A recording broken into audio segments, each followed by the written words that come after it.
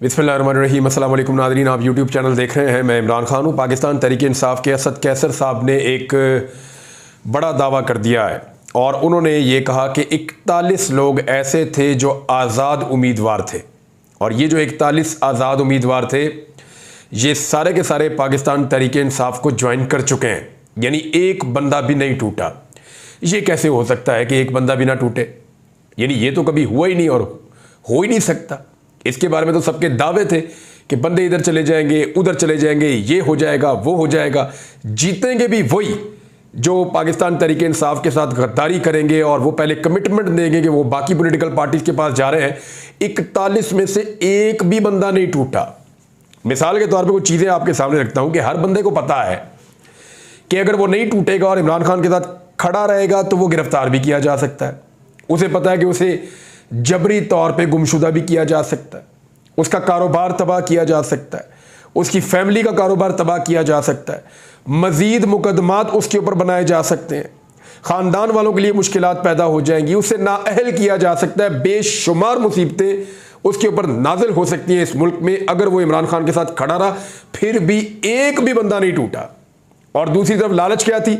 वजारतों की लालच, पैसे की लालच, ताकत की लालच, आइंदा के इंतखाबात की लालच, हर चीज की गारंटी और लालच दिए जाने के बावजूद एक भी बंदा नहीं टूटा। तो ये क्या किया? ये क्या किया इमरान खान ने कि बंदे टूट नहीं रहे। पाकिस्तान तो ऐसा नहीं था। पाकिस्तान में तो बंदे यूं टूट जाते थे, मसला ही कोई नहीं होता था। पीपल्स पार्टी जैसी मजबूत जमात को तोड़ के परवेज मुशर्रफ साहब ने बड़े आराम से एक और पीपल्स पार्टी में ग्रुप बना लिया था और अपनी हुकूमत करते रहे 5 साल। मुस्लिम लीग काफ को बड़े आराम से तोड़ के शहबाज शरीफ साहब ने पंजाब में एक फॉरवर्ड ब्लॉक बना लिया था और बड़े आराम से अपनी हुकूमत चलाते रहे थे शहबाज शरीफ साहब भी। तो यहां तो पूरी की पूरी जमातें टूट जाती थी, इधर एक बंदा भी नहीं टूट रहा। ये कैदी नंबर 804 ने किया क्या है, इसको जरा समझिए। इमरान खान जो है ना, वो अब खुद अपने आप में एक सिस्टम बन चुका है। उसकी खुद की अपनी एस्टेब्लिशमेंट है। उसने पाकिस्तान के आम लोगों को ख्वाब दिखाए हैं और एक अजीब सा शहर उसने पाकिस्तानियों के ऊपर तारी कर दिया है, और फिर उसके बाद एक भी बंदा नहीं टूटा। ये पाकिस्तान में नहीं होता था। लोटे सरेआम फिरते थे। इमरान खान की अपनी पार्टी के अंदर लोटे बनते थे, लेकिन इमरान खान ने जो लोटों के साथ किया और उसके बाद जो पब्लिक ने लोटों के साथ किया 17 जुलाई 2022 को, उसके बाद एक हमने देखा पाकिस्तान में एक नया ट्रेंड आया। जो लोटा बनता है पाकिस्तान के लोग उसको छोड़ते नहीं, लोग जाग गए हैं।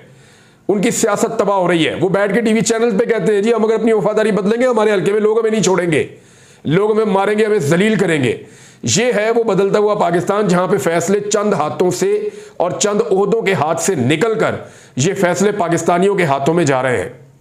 This is called democracy. जमहूरियत यही होती है जहां पे फैसले पब्लिक की विल के साथ होते हैं। वहां फैसले बंद कमरों के अंदर नहीं होते। वहां फैसले चंद ताकतवर लोग नहीं करते, अशराफिया नहीं करती। वो फैसले 25 करोड़ पाकिस्तानी कर सकते हैं।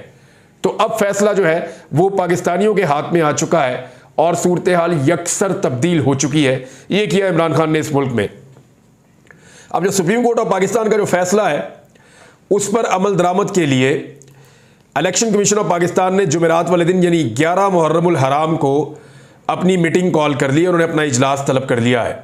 यानी इलेक्शन कमीशन ऑफ पाकिस्तान को अब इसके ऊपर मुशावरत करनी होगी और मुशावरत के बाद पाकिस्तान तहरीक इंसाफ को मखसूस नशिस्तें देनी होगी और पाकिस्तान तहरीक इंसाफ के जितने भी 41 लोग हैं इनको पाकिस्तान तहरीक इंसाफ का बाकायदा हिस्सा बनाना होगा।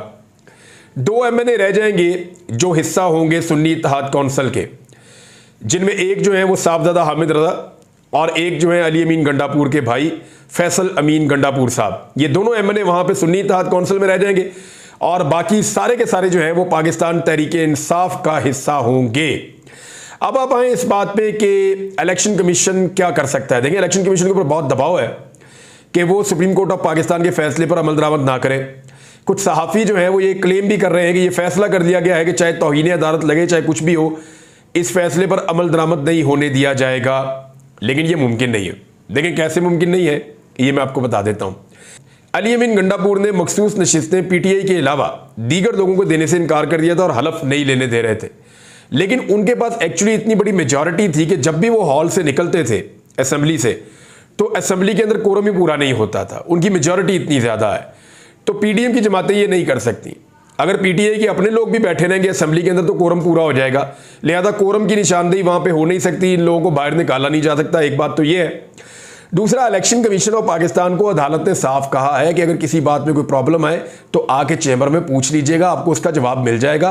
अब पाकिस्तान तहरीक इंसाफ के जो लोग हैं, ये आज़ाद उम्मीदवार उनको ज्वाइन करना चाहें, जिस जमात को भी ये ज्वाइन कर लें, इनकी ज्वाइनिंग आप करवा दें। तहरीक इंसाफ पॉलिटिकल पार्टी थी, तहरीक इंसाफ पॉलिटिकल पार्टी है, लिहाजा इसको ज्वाइनिंग करवाने का हक है। अब वो वहां पे ज्वाइन कर लेंगे। दूसरा, उन्होंने ये कहा था कि फिर मखसूस नशिस्तों के ऊपर जो हक है वो पाकिस्तान तहरीक इंसाफ का है। 15 दिन के अंदर उनके पास जितने बंदे आ जाएंगे उसकी बुनियाद के ऊपर वो अपनी मखसूस नशिस्तों की एक फहरिस्त जमा कराएंगे और उसके मुताबिक उनको वो सीटें मिल जाएंगी। मामला बड़ा सिंपल है। अब PMLN का तो इसमें रोल ही कोई नहीं है। हुकूमत ये फैसला करने वाली होती कौन है कि सीटें किसको देनी है और किसको नहीं देनी, क्योंकि वो तो कोरम की निशानदेही भी नहीं कर सकते, उनके नंबर इतने ज्यादा नहीं है। और तहरीक इंसाफ के पास और ये जो ज्वाइनिंग दे रहे लोग, इनके अपने नंबर इतने ज्यादा हैं कि वहां पे कोरम की निशानदेही के बावजूद ये इजलास चलवा सकते हैं। तो नाज़रीन, हुकूमत तो इस मामले में ना 3 में ना 13 में ना उनका काम है ये, ना वो इसके अंदर कुछ कर सकते हैं। ये तो काम है इलेक्शन कमीशन ऑफ पाकिस्तान का कि सबसे पहले वो पाकिस्तान तहरीक इंसाफ के मेंबरों को तस्लीम करें। हलफ तो वो पहले ही ले चुके हैं।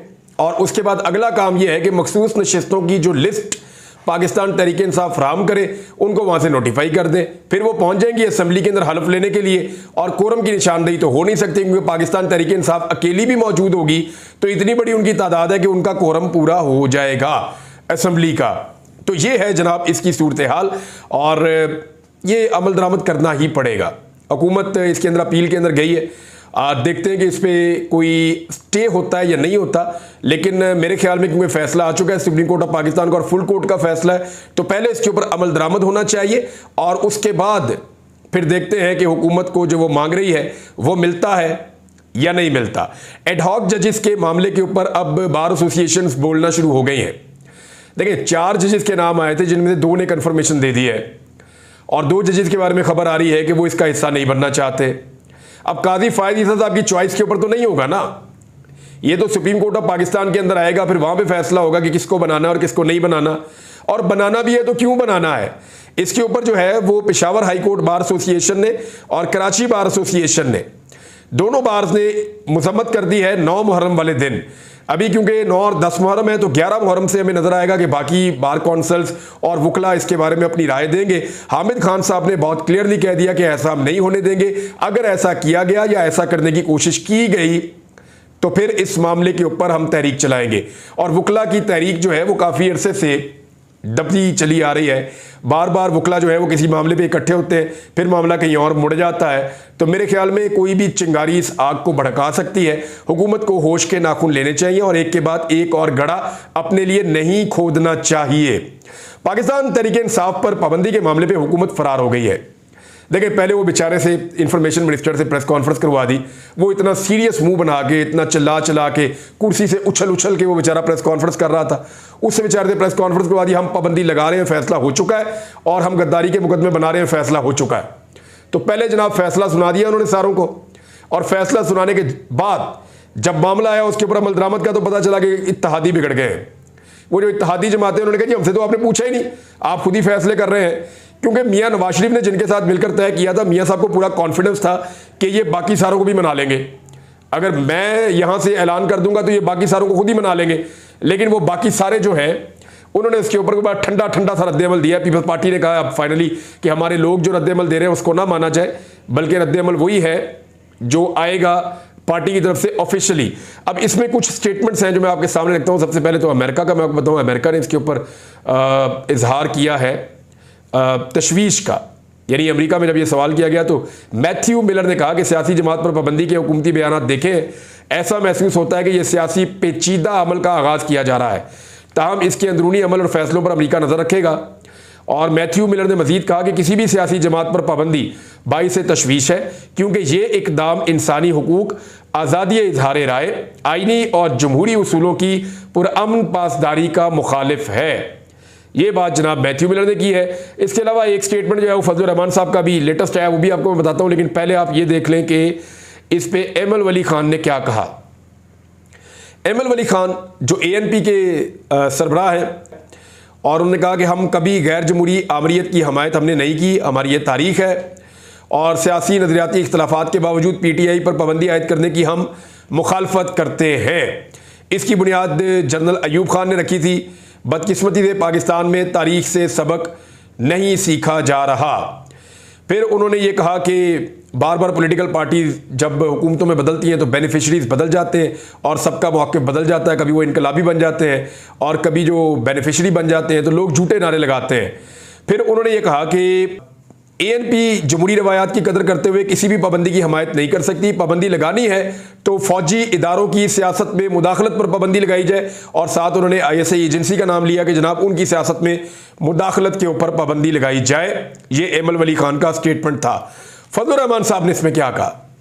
फजलुर रहमान साहब ने कहा कि ताकतवर हल्के समझ जाएं, सियासत में उनकी मुदाखलत मुल्क के लिए नुकसानदेह है।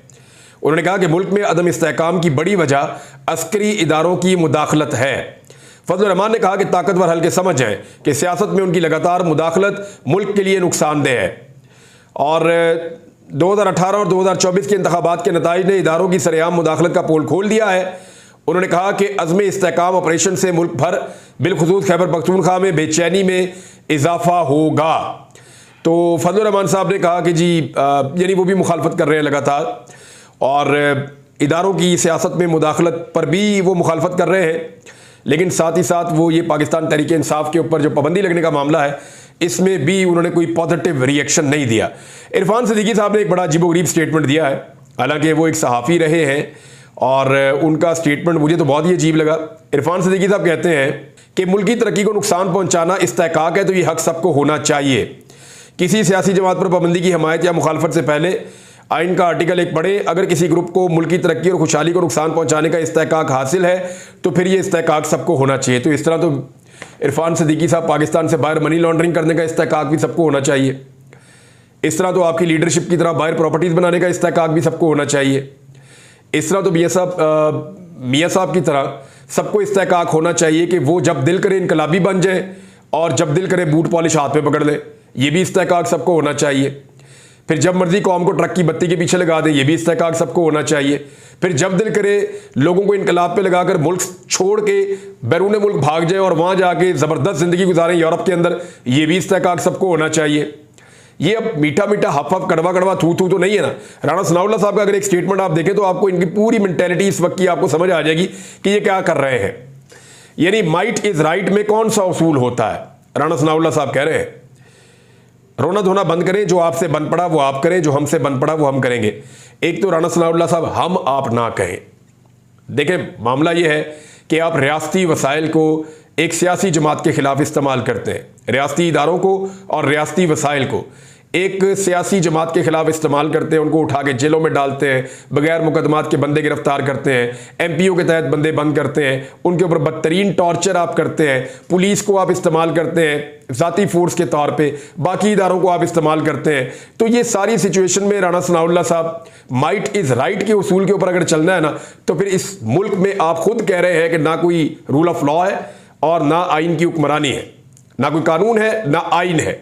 अगर आप कई दहाइयों की सियासत करने के बाद राणा सनाउल्लाह साहब इस नतीजे पर पहुंचे हैं और आपकी सियासत का हासिल हुसूल ये है कि माइट इज राइट, तो फिर राणा साहब आपकी सियासत के लिए तो इन्ना लिल्लाहि व इन्ना इलैहि राजिऊन। और डर पता किस बात का है? डर इस बात का है कि राणा सनाउल्लाह साहब ने स्टेटमेंट दिया कि इमरान खान जेल से बाहर आ गया तो हमें एस्टेब्लिशमेंट भी नहीं बचा सकती। यानी इसमें दो चीज़ें हैं। एक तो राणा सनाउल्लाह साहब का खौफ बोल रहा है कि पब्लिक अब इनके इतनी ज़्यादा खिलाफ हो चुकी है और इमरान खान के साथ इतना ज़्यादा जुड़ गई है कि उन्हें लगता है कि हमारी कोई बचत नहीं है अगर इमरान खान जेल से बाहर आ गया। और दूसरा वो एतराफ़ ये कर रहे हैं कि इस वक्त हमें एस्टेब्लिशमेंट प्रोटेक्ट कर रही है, पाकिस्तान की एस्टेब्लिशमेंट हमें बचा रही है, लेकिन अगर इमरान खान जेल से बाहर आ गया तो फिर हमें पाकिस्तान की एस्टेब्लिशमेंट भी नहीं बचा सकेगी। ये भी राणा सनाउल्लाह साहब का स्टेटमेंट है। और फिर सेनेटर मुशाहिद हसन सैयद साहब ने पाबंदी लगाने के मामले में एक बात कही। उन्होंने कहा खुदा जिसे तबाह करना चाहता है ना, उसे तबाह करने से पहले पागल कर देता है। मेरे वालिद साहब एक बात कहा करते हैं मुझे कि ऐसा नहीं होता कि जब रब किसी से नाराज़ हो और उसकी कमबख्ती आ जाए तो कोई आसमान से डंडा नहीं उतरता जो उसके सर पे लगता है, अल्लाह उसकी माती मार देता है। वो जो फैसला करता है उसका उल्टा होना शुरू हो जाता है। ये मेरे वालिद साहब हमें समझाते थे कि उसके फैसले उसको गलत साबित करना शुरू कर देते हैं, उसकी अल्लाह ताला मत ही मार देता है, उसको सही बात ही समझ नहीं आती। तो मुझे लगता है इनकी मत मारी गई है।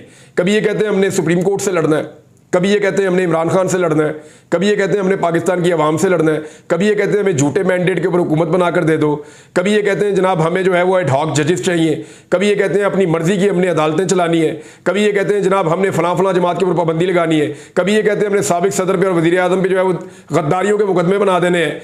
यानी ये तो इनकी मत ही मारी गई है, ऐसा लगता है ये दीवाने का ख्वाब देख रहे हैं।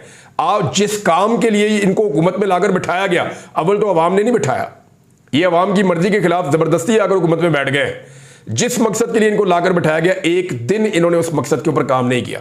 सुबह इमरान खान, शाम को इमरान खान, दोपहर को इमरान खान। ऐसा लगता है डॉक्टर ने खुराक नहीं दी होती कि आपने इतने बजे ये गोली खानी है, नाश्ते से पहले ये खानी है, नाश्ते के बाद ये खानी है, खाने के दरमियान में आपने ये गोली खानी है, रात को सोने से पहले आपने ये गोली खानी है। तो मेरे ख्याल में जैसे टैबलेट लेता है ना मरीज, और मरीज भी वो बेचारा जो वेंटिलेटर पे पड़ा हो, बिल्कुल ही फारग हो गया हो, इस तरह के मरीज वाली इनकी हालत है कि सुबह दोपहर शाम रात हर वक्त सोते में जागते में इनको इमरान खान के अलावा नजर ही कुछ नहीं आता। और भैया आपको जाली हुकूमत बना के दिए, काम तो कर लो यार, कोई लोगों को रिलीफ दे दे, कोई टक्के का रिलीफ आपने अभी तक पाकिस्तान की आवाम को दिया हो।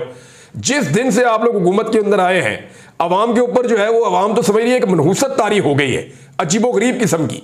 यानी आप उठाकर देख लें 10 अप्रैल 2022 से लेकर अब तक ये जो सबने मिलकर जरदारी ने, नवाज शरीफ ने, सबने मिलकर हुकूमत बनाई, वो जब से हुकूमत बनी तब से लेकर अब तक कोई एक अच्छी खबर दे दें पाकिस्तान के लिए, कोई एक अच्छी खबर दे दें पाकिस्तान के लिए कि जनाब ये चीज में पाकिस्तान आगे चला गया या बेहतर हो गया। हर चीज का इन्होंने बेड़ा गर्क किया, कोई एक चीज बेहतर नहीं हुई। मैं नहीं कह रहा कि इमरान खान साहब के दौर के अंदर कोई दूध और शहद की नहरें बह रही थी, लेकिन जो भी था ना वो इससे तो बहुत ही बेहतर था। और ये पूरा पाकिस्तान आज ना सिर्फ तस्लीम करता है, पूरा पाकिस्तान इस बात को मान रहा है और इसकी गवाही दे रहा है।